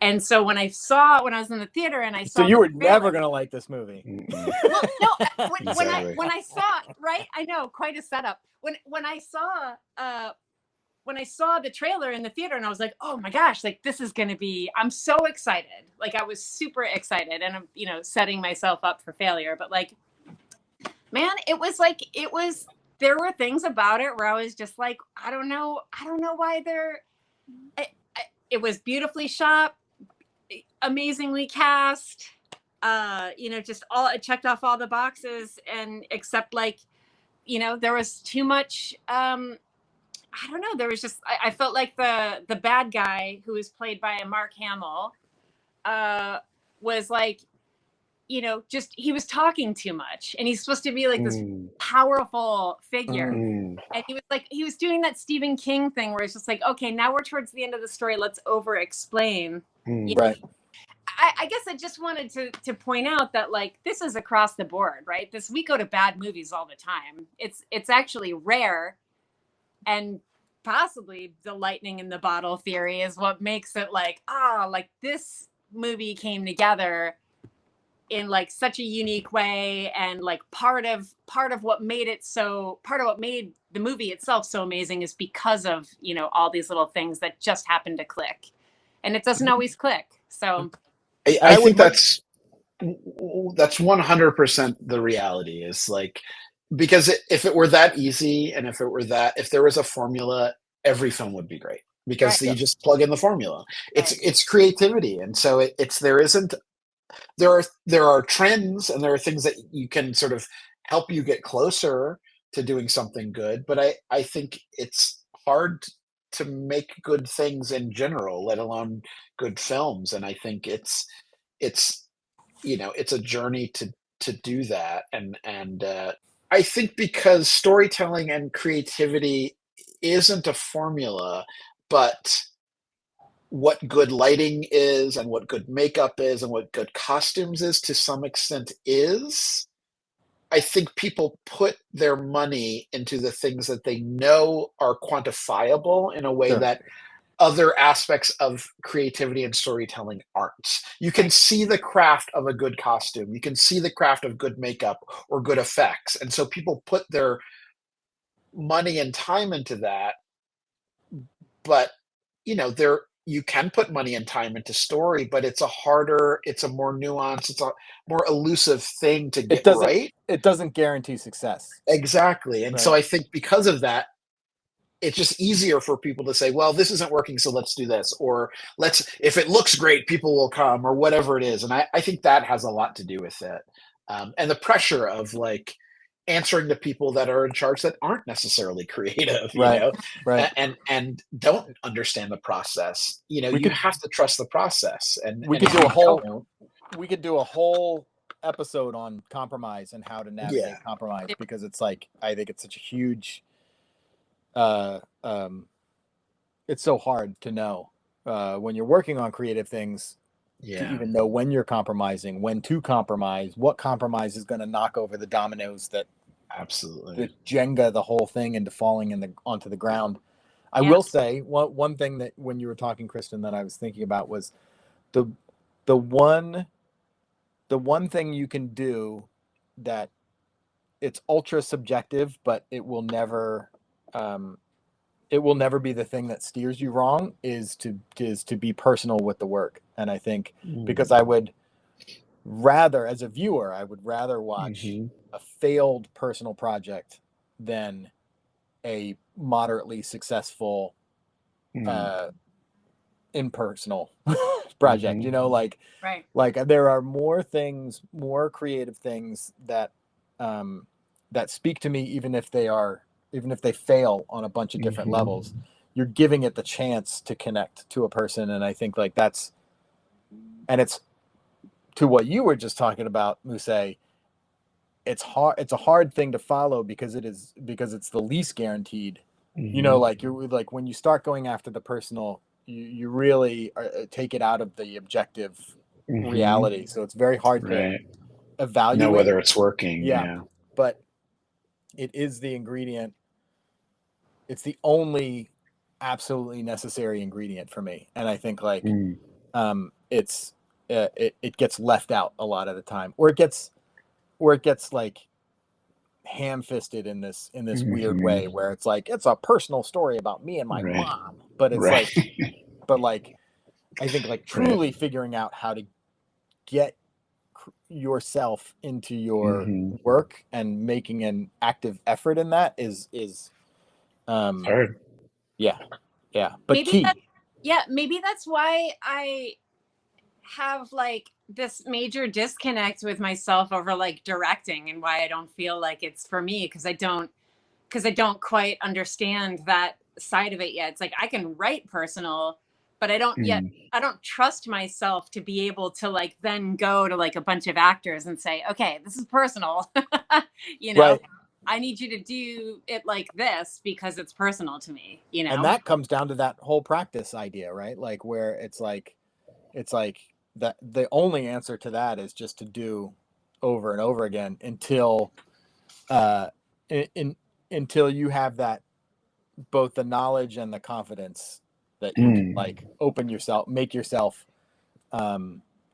vulnerable to the people that you're working with in the right way to like get that in there. But yeah, it's like I think it's like anything where it's like I think if you practice at it, you'll at least be as good as anybody else. Do you know what I mean? Like The same way that I think if you want to draw, if you practice drawing, you'll be as good as anybody else. You may not be that savant that can that's got that incredible hand, but you'll be able to make a house that looks like a house. And that, if that's your goal, there's nothing mystical about it. It's all just practice doing it. I love that. There's nothing mystical about it. It's just everyone doesn't want to put in the work. I'm going to take that back. I think there is something that's Too late. mystical about it. You already said Damn it! Ah, such an idiot. Stupid. But I think there is something magical about it, because I think that's what separates good or even really good from great, right? Sure. I think there's that unknown factor of nature and nurture and whatever that gives people the ability to rise and become iconic and masterful, right? But I think anyone can get good at just about any skill, and animation and directing and filmmaking is the same. It's just, it takes time, and everybody doesn't start in the same place. And so some people, it takes more time to get good. Some people, it takes a lot less time, but there's that extra oomph that allows people to become great. And I think you can get really close, but there's an unknown factor that I think is magical, and just about the human experience and what it means to be alive and be creative and be an artist. But it's not it's not the same factor that makes you really good at it from the start. And no, absolutely not.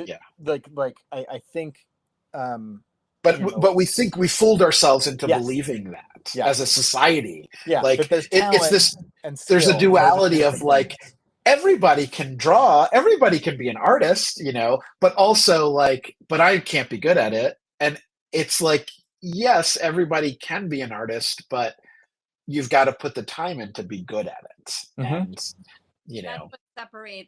that's what separates it out, right? Is whether you've done the work and continue to do the work and continue to push yourself and try things and be fearless about it and keep putting stuff out and care. You can see that, you can see the film, you can see the super talented filmmakers that make movies that don't care. And you can feel it that it's wow, this is so well crafted. Right. And I can and then at the same time you can watch stuff where it's just you're just whoa, this is pretty clunky, but damn, this person's passion is coming through because they care. They're working because they care. It's just kind of cyclical, right? You do the work because you care. Yeah. And caring is part of the work, and I feel that's for artists, that's the key, is to wrestle that thing out of yourself requires this. But the system makes it hard to it's it's like a boxing match. It's you can want to win the match. If you get hit hard enough, you're gonna not want to box anymore. And I think that's what makes it hard, because I think there are people that maybe started caring and then it's sort of the care got knocked out of them, because this is hard. It's it's not easy to do this or to have this career, to be creative all the time. It takes its toll. And so, and anytime you're dealing with money and lots of money and needing to raise money and being accountable to the people that give you money, it's going to make it hard. It's not going to always be about your creative decisions. It's going to be this compromise or this tightrope walk of I want to please them, but I also need to please myself, and I also need to keep my audience in mind, and what am I trying to say, and what's important to me, and it's a constant thing. And in some ways I admire people who are nope, I'm done, but I also, I really admire people that despite that can continue to do it. More so than people who are I don't care anymore, but I'm still doing it. I think there's something to be said too, that doing it for a living and doing it with money aren't the only ways to do it. Absolutely. And in fact, I have found that if I'm that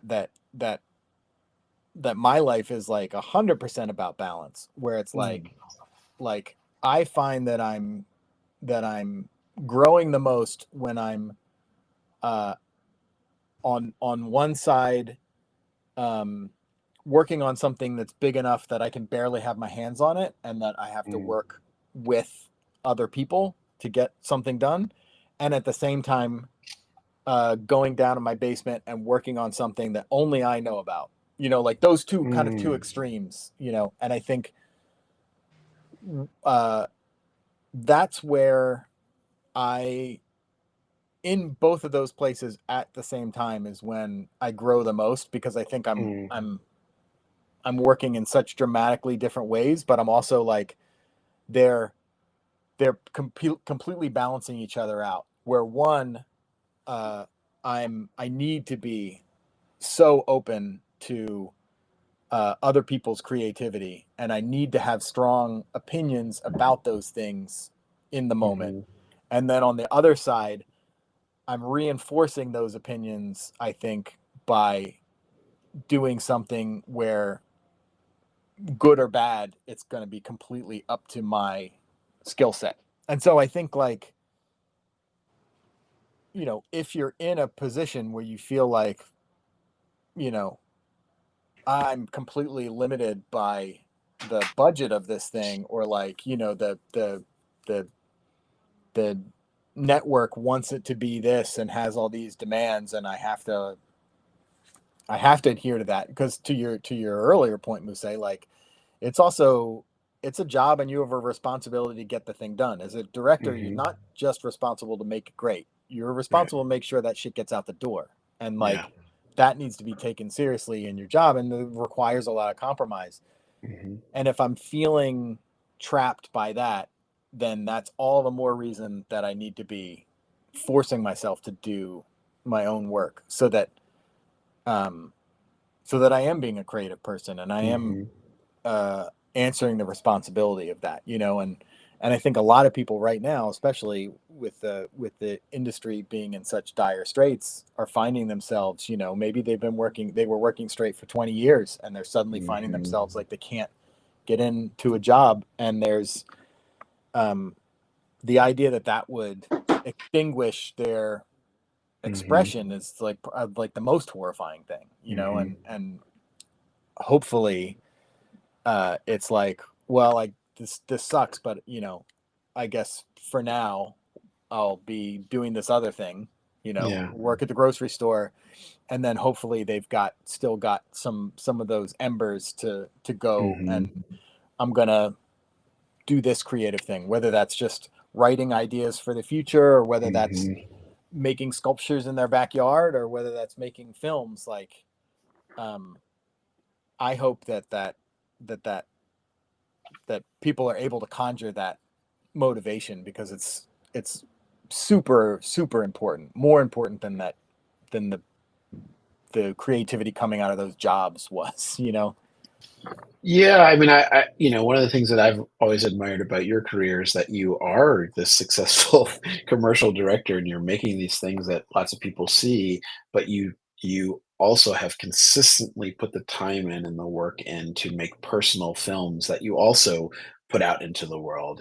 And I that sometimes suck, and sometimes yeah, but everything don't get sucks sometimes, But like,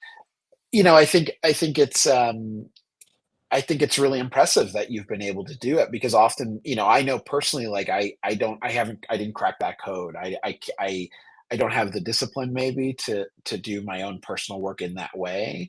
For me, the balance is teaching, and now in writing, because I don't need a studio to tell me I can write stuff. It's nice to get paid to write stuff, but I don't need that as a way to get my creativity out. And helping to nurture and guide other creatives, because it's an impulse that lots of people have, and you have to do something with it. So you might as well, figure out how to navigate the world. And so for me, sharing my knowledge and whatever knowledge I have and experience, from my time working in this medium, it's so rewarding. It provides another kind of balance to sort of the demands or the rigors of the industry. And so it's exhausting and much of the time, but it's also really rewarding. And I think, with teaching specifically, I think a lot of times students and other teachers even don't understand that it's a two-way street. I get so much from my experience teaching that helps balance the other stuff creatively in my life. And so I really, it really resonates with me what you're saying about creativity.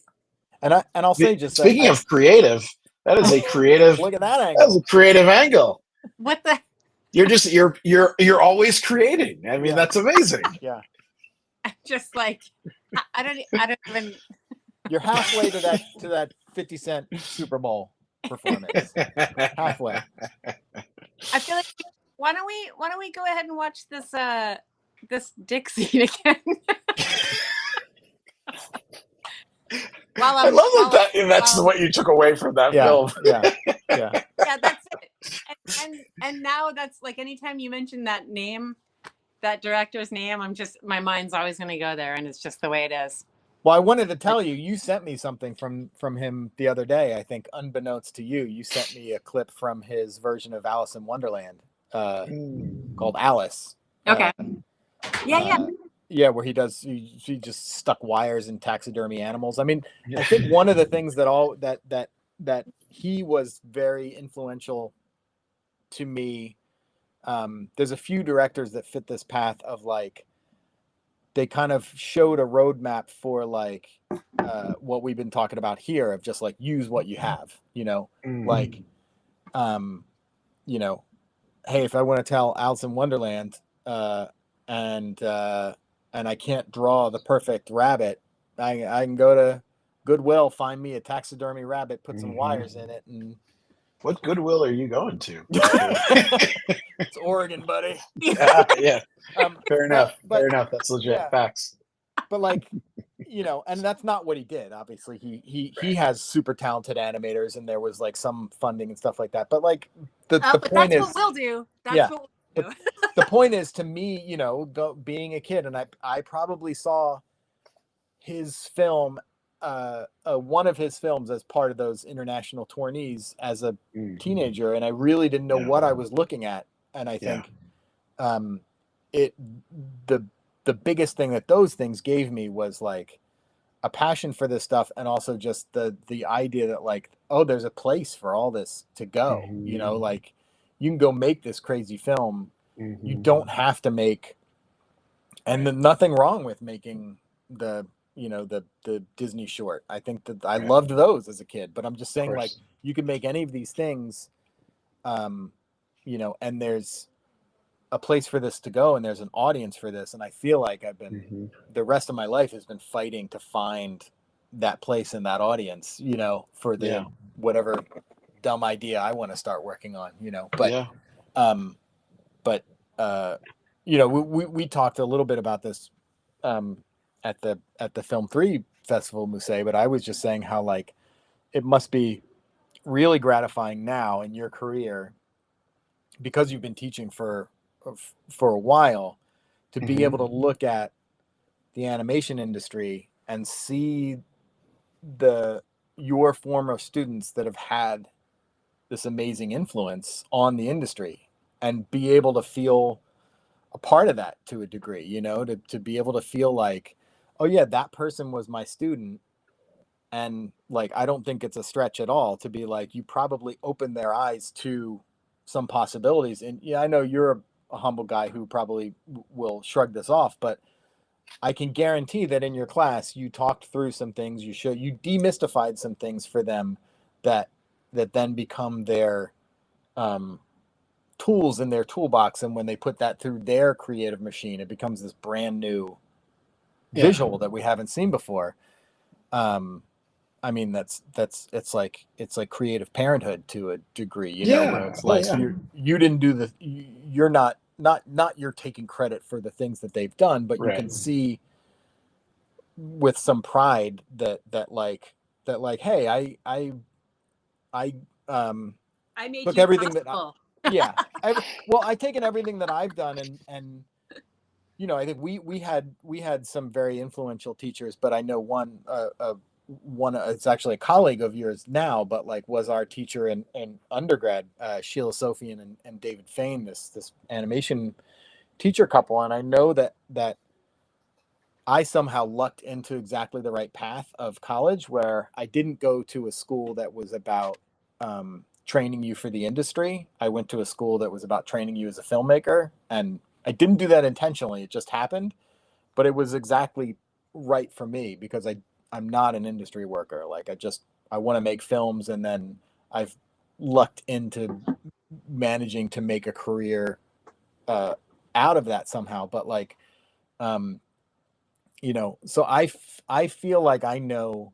I've never taken Musa's classes, but I feel like I know some of the spirit of that, and I think that is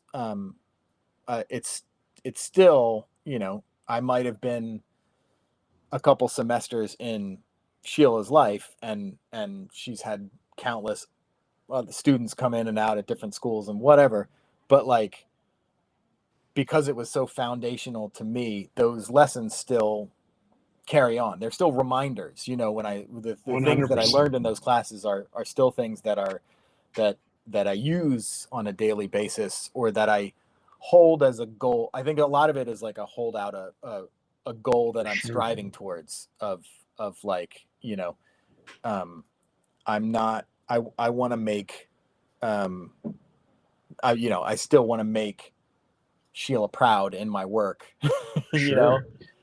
Yeah, I mean, they hate it when I say this because we're friends and colleagues now, but and she's the person who brought me into USC as a faculty member there, and she's the head of the program that I teach in. So you got to kiss ass, or else Yeah, it's taken out.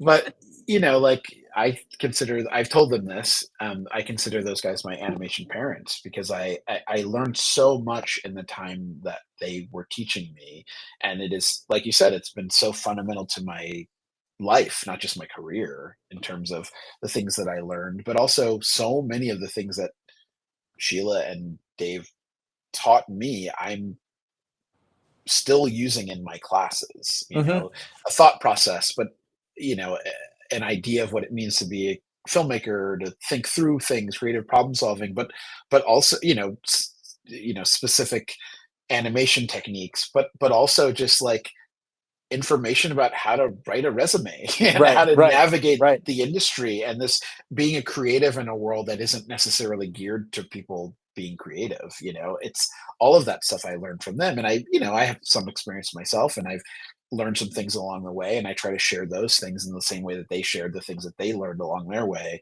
And I'm always careful. I don't, I imagine, I don't have kids, but I imagine it's a little bit like having a child. You're sort of you're proud of them, and you played a role in how they turned out, but you can't take credit for what they did. And I have some of that in the opposite direction, looking at my dad's work and feeling like I'm proud when people are like, wow, his work's really great. And I didn't have anything to do with it, but there's still a pride there. I'm part of his, line and his gene pool, and you're his best work. The things, the things that he learned and passed along to me, I can also pass along to others about how to navigate being an artist and being a creative in a world, again, that it makes it challenging to be that thing. And so like, I'm careful not to take credit, but I do have a sense of pride when I'm able to hire a former student. On Lil Kev there, I had a bunch of former students that were on the crew. Almost every project I have former students that are on the crew, and I look to hire former students. I want to reward the people that have put the time in and have shown me, that they're capable and that they're fantastic and that they're creative. But also that, I want to help them, but I also want they're helping me. They make me look good, So, there's definitely a sort of a reward in doing that. But I'm always a little bit, I can't take credit for anyone's career or anyone's success, but I do have a sense of pride when I see that they're doing well, for sure. Yeah. Right on. Well, Kristen, I usually take a sense of pride when I see that Rob's doing well. I'm so proud. I'm so proud. I really just like, I wake up in the morning and I'm like, what can I do? What can I do to just like, I just want to throw something his way and then like watch him struggle with it all day. And then I have the opposite. I have the opposite feeling. I'm really upset when he's doing well. So I'm constantly upset. You know. Yeah. I at some point he stops texting me back. That's when I realize there's sometimes it's I would say I stop texting you normally just because like you're sleeping. No, yeah, I'm sleeping or I'm working, like I'm on something that I can't get off of. Yeah. Well, I like that we've. And then I'm just like, what could you possibly be doing right now? Right. It's me. I'm really important. Yeah. I just love that we've got. I feel like this is a two-parter with Musa because we just logged in 2 hours of stuff. But really, I gotta get back to work. Yeah, I mean, really good. Yeah. And I want to say for the record, I think I spoke all of 100 words. I know. I gotta. You got two ridiculously egocentric gentlemen here. Yeah, so. yeah. I'm not mad about it. I'm just saying, you got like, I was learning a lot from what you guys were saying. So it was like, there was, I mean, I'm sure you saw me writing, stuff down. I was like, okay, what the hell? I didn't. I thought you were just falling asleep as we droned on. At one point, I was like, I wonder if I just like lean back a little. Musa and I have worked together a few times at a few places over the years, and I think like whenever we're at a place and we're working together, we have a reputation of like, oh, it's going to be the Rob and Musa show. Like I think we're like an old school vaudevillian. You should make one of those Bob Hope, Bing Crosby movies.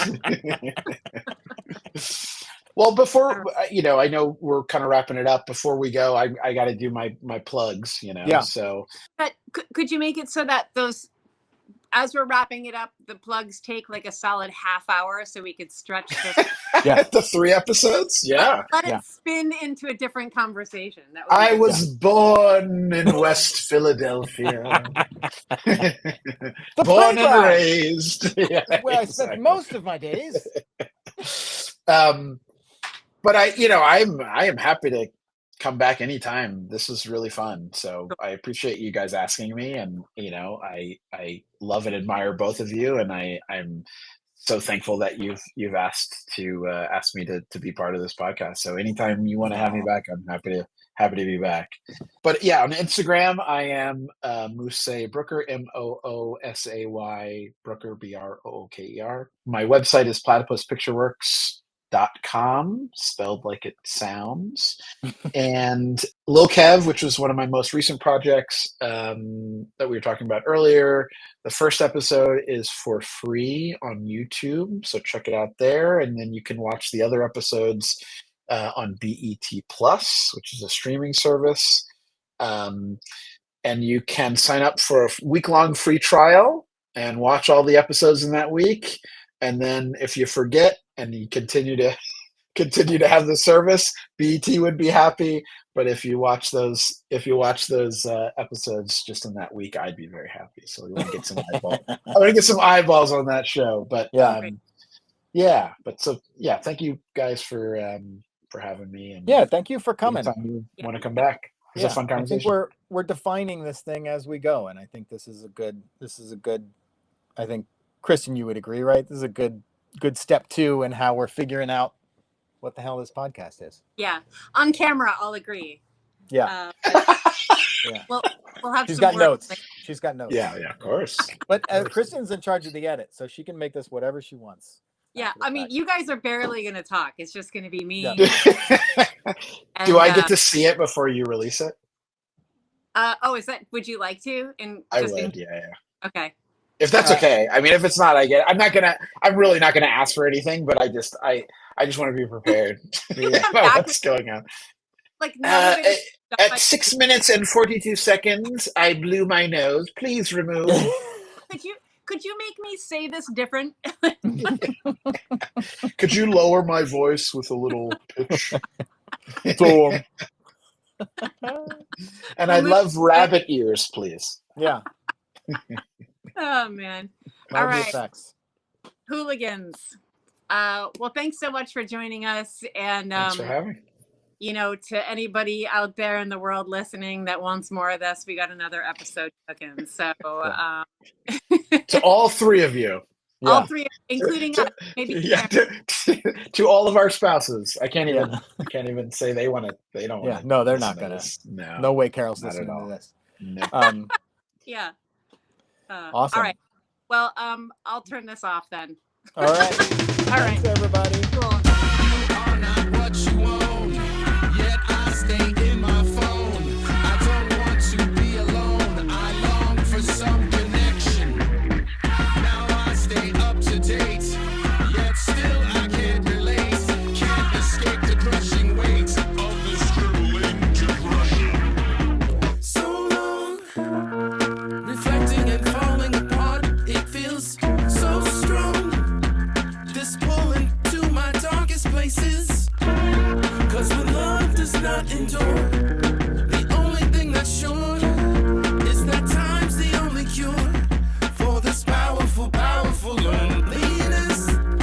When it seems as if this faith has been destroyed, I will scroll to fill the void.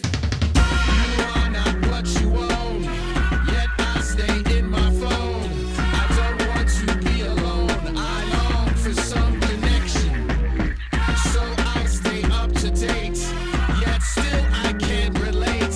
Can't escape the crushing weight of a crippling depression. Come along, let's stay connected. You will never feel rejected. My love gives you all you need with cortisol and dopamine. Some swipe right and some swipe left. Some stay up late and stalk their ex. Have no fear, here comes your hero. Love is now just ones and zeros.